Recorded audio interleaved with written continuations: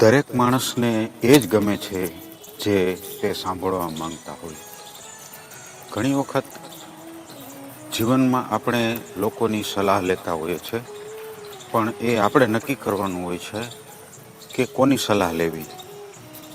તમે કૃષ્ણ જેવાની સલાહ લઈ અને પોતાનું જીવન સ્વર્ગ બનાવી શકો છો, અને શકુની જેવા માણસની સલાહ લઈ અને તમારા જીવનને નર્ક બનાવી શકો છો.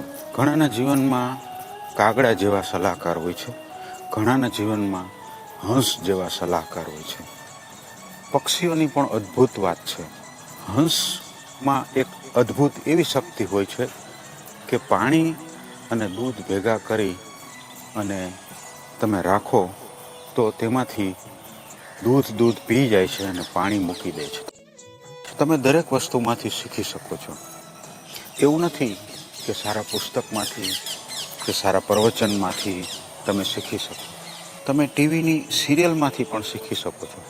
તમે કોઈ પ્રસંગમાંથી પણ શીખી શકો છો. વર્ષો પહેલાં મેં એક પુસ્તક વાંચેલું જે હું તમને છેલ્લે કહેવા માગું છું. બે ભાઈ હતા.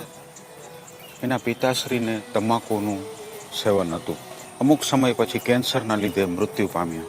એનો મોટો દીકરો પણ તમાકુનું સેવન કરવા લાગ્યો અને અમુક સમય પછી મૃત્યુ પામ્યો. નાનો દીકરો તમાકુ નહોતો લેતો અને બહુ સારું જીવન જીવી ગયો. કોઈ એને પૂછ્યું કે તમારા પિતાશ્રી તમાકુ ખાતા હતા અને મૃત્યુ પામ્યા, તમે પણ એવું કરી શકત? ત્યારે એમને કીધું કે મારા પિતાશ્રી મૃત્યુ પામ્યા ત્યારે મને થોડી ઘણી આંતરદ્રષ્ટિ થઈ હતી, પણ જ્યારે મારો મોટો ભાઈ પણ મૃત્યુ પામ્યો ત્યારે મને એમ થયું કે હું આ જ રસ્તે જવાનો છું.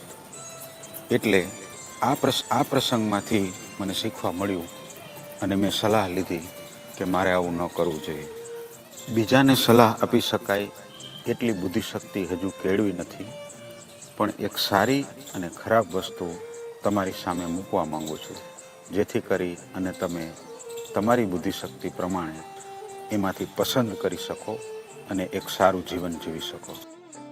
આપનો દિવસ શુભ રહે એવા વિચાર સાથે ફરી મળીશું. ધન્યવાદ.